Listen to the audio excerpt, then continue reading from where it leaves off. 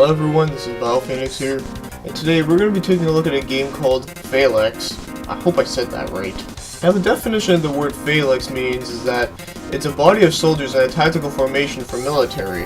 That's just in case you didn't know what it means, because I know that's kind of a weird word, but anyways, this is Phalanx on the Super Nintendo, and it was released in 1992 in North America, and it was developed by Zoom Inc. and published by Kemco. But it wasn't only for the Super Nintendo, it was also for the X68000, I have no idea what the hell that is, but I believe it's a computer that's only in Japan, and there was a port on the Game Boy Advance. Now this is a shoot 'em up game, or if you like to say it the funny way of saying it, shmups. I don't know, I just can't say it like that, it just sounds really stupid, but anyways, that's just me. Now one thing about this game that is very infamous is actually the cover in North America. An old guy with a banjo and a spaceship in the background. Yup, pretty fucking random. But I have heard that the reason why they had such a silly idea was to make a cover different from all the other space shooters, such as Life Force for an example. Since that most shoot 'em up games that have to do with space always happen to look very similar to each other, so Kemco decided to make a game with an old man on it or whatever because, I don't know, apparently they wanted to make something outside the box, which, well, they did, and it was very questionable, but oh well. It's kind of funny though.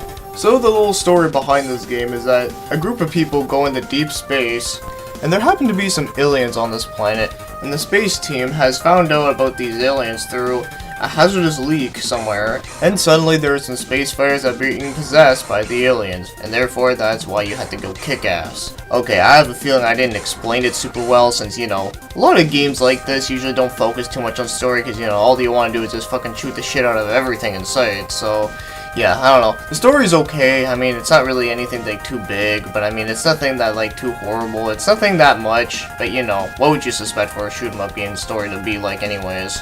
But I guess one last thing I could mention is that your spaceship name is called the A-144 Phalanx, which is why this game is called that. So like I said, this is a basic shoot 'em up, and it's actually pretty fun since you actually get lots of power-ups, and you can actually switch between different power-ups that you pick up, so you don't always have to keep on using the last one that you picked up.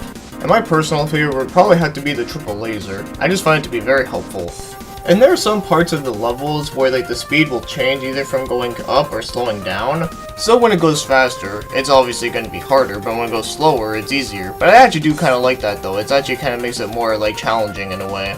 Also, you can sacrifice a power-up that you own, just so you can do a super attack, which is actually pretty cool I find.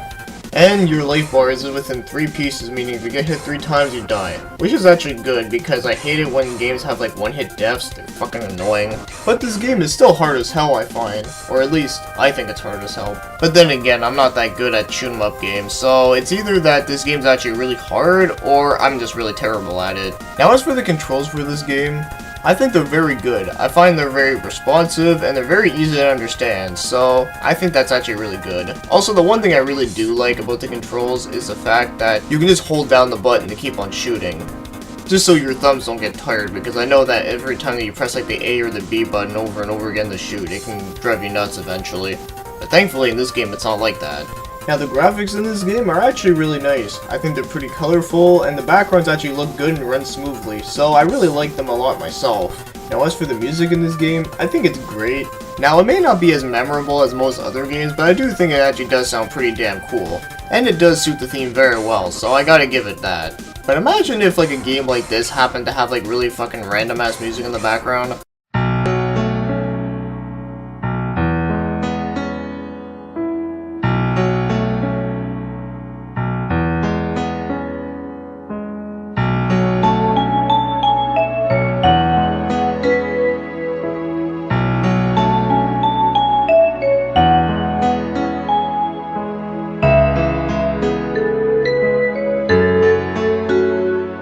Now the song I just played right there was Closer to the Moon, which is from Fate/Stay Night, which is actually a pretty good anime by the way.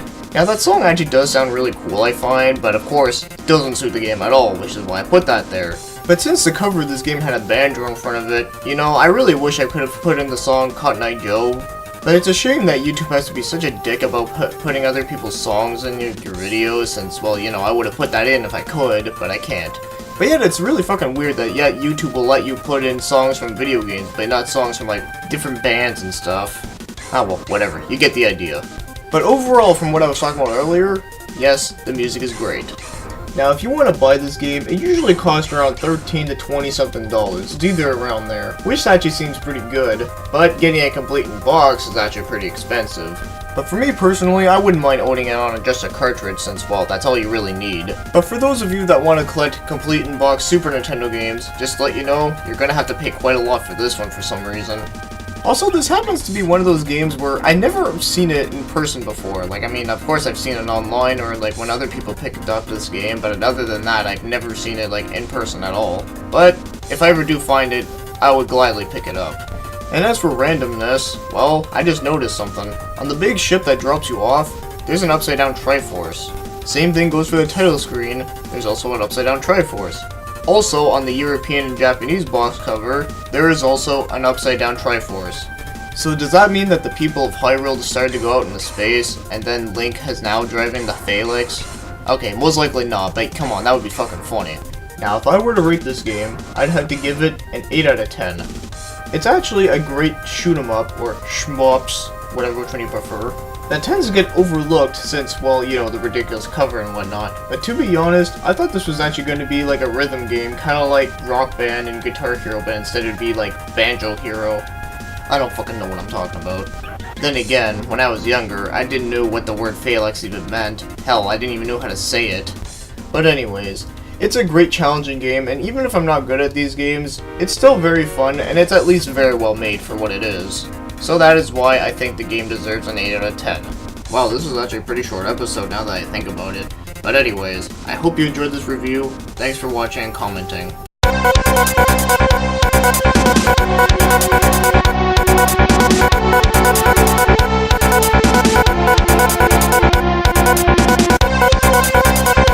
Yo, what the hell is the Phalanx anyways? And why the hell am I playing a banjo?